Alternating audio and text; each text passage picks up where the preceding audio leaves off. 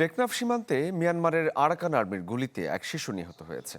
আহত যুবক হাসপাতালে ভর্তি আছেন। সকালে উপজেলার হোয়াইকং তেতছি ব্রিজ এলাকায় এই ঘটনা ঘটে।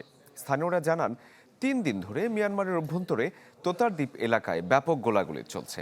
আজ সকালে আরাকান আর্মি গুলি করতে করতে বাংলাদেশের ভেতরে ঢুকে পড়ে। এ সময় এক শিশু গুলিবিদ্ধ হয়ে মারা যায়। আহত হন আরও একজন। এই ঘটনার পর থেকে এলাকায় উত্তেজনা বিরাজ করছে। প্রতিবাদে বিক্ষোভ করেছেন স্থানীয়রা।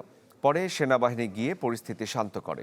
গত বৃহস্পতিবারও আরাকান আর্মির গুলিতে এক জেলে আহত হন।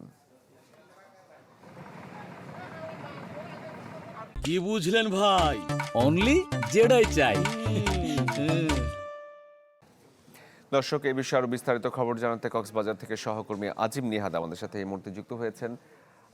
নেহাদ, আপনি নিশ্চয়ই আমাকে শুনতে পাচ্ছেন। আপনার কাছে জানতে চাই, এই ঘটনার পর আসলে আমাদের সীমান্তরক্ষী বাহিনী বা প্রশাসন থেকে কোনো বক্তব্য এখন পর্যন্ত এসেছে কিনা?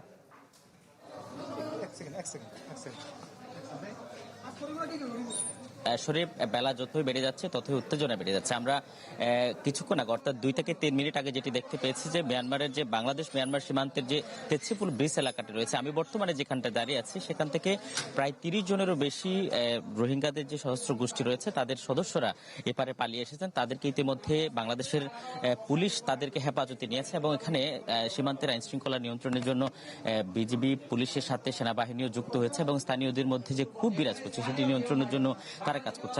আমি এই মুহূর্তে যেটি দেখাচ্ছি এটি আসলে কিছুক্ষণের গত 10 মিনিটের ব্যবধানে তারা মিয়ানমারের সীমান্ত অতিক্রম করে বাংলাদেশে প্রবেশ করে এবং তাদেরকে এখানে হেফাজতে নেওয়া হয়েছে।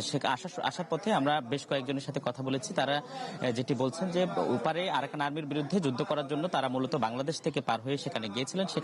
সেখানে আজকে তোতারদ্বীপ নামক যে এলাকাটি রয়েছে সেখানে তাদের মধ্যে সংঘর্ষ হয়। সংঘর্ষের এক পর্যায়ে সেখানে তাদের কয়েকজন মৃত্যু হয়েছে বলে তারা দাবি করছেন এবং আসার পথে আমরা গুলিবিদ্ধ অবস্থায় কয়েকজনকে দেখতে পেয়েছি। ফলে তারা যেটি বলছেন সেখানে টিকতে না পেরে মূলত তারা এপারে চলে আসছেন এবং ওখানে আরাকান আর্মি বাংলাদেশের সীমানার একবারে কাছাকাছি চলে আসছে। ফলে সেখানে এই সীমান্ত এলাকা জুড়ে ব্যাপক উত্তেজনা বিরাজ করছে। আমি একটু যদি দেখাতে চাই যে এখানকার পরিবেশ, যেখানে তাদেরকে রাখা হয়েছে সেখানে ইতিমধ্যে আইন শৃঙ্খলা বাহিনী ঘিরে রেখেছে সেই এলাকাটি এবং পাশের যে এলাকাটি রয়েছে সেখানেও স্থানীয়রা বিক্ষোভ করছে।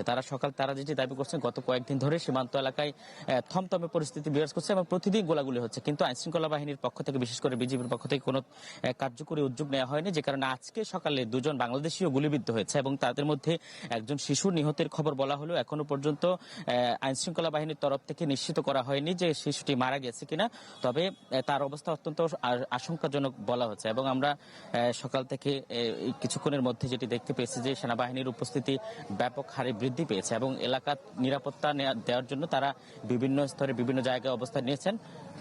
সব মিলিয়ে আমি যদি একটু দেখাতে চাই যে রাস্তায় শত শত মানুষ কিন্তু অবস্থান নিয়েছে এবং বিশেষ করে স্থানীয়দের মধ্যে আতঙ্ক যেহেতু ছড়িয়ে পড়েছে তাদের মধ্যে খুবও বিরাজ করছে যে তাদের যেটি দাবি, বিজিবি কোনো ধরনের কার্যকরী পদক্ষেপ নেয়নি, যে কারণে আজকের এই পরিস্থিতি তাদেরকে দেখতে হয়েছে। তবে রোহিঙ্গাদের সশস্ত্র গোষ্ঠী যারা বাংলাদেশের অভ্যন্তরে পালিয়ে এসেছে তাদের সাথে কথা বলে যেটি জানতে পেরেছি, তাদের আরও বেশ কিছু সদস্য ওপারে অবস্থান করছে। তাদের উপর আরাকান আর্মি তাদের উপর হামলা করছে এবং তাদের মধ্যে উভয় পক্ষের যে সংঘর্ষ চলছে সেটি কখন নাগাদ শেষ হয় সেটি তারা বলতে পারছে না। তাদের অনেক সদস্য সেখানে আছে, তারাও বাংলাদেশে আসার জন্য চেষ্টা করছে বলে তারা আমাদেরকে জানিয়েছেন। এই ছিল মূলত হোয়াইকং সীমান্ত থেকে এই ছিল আমার কাছে এখানকার সর্বশেষ পরিস্থিতি। নেহাদ, ধন্যবাদ আপনাকে। দর্শক, সীমান্ত এলাকা থেকে সহকর্মী আজিম নিহাদ যুক্ত হয়েছিলেন আমাদের সাথে।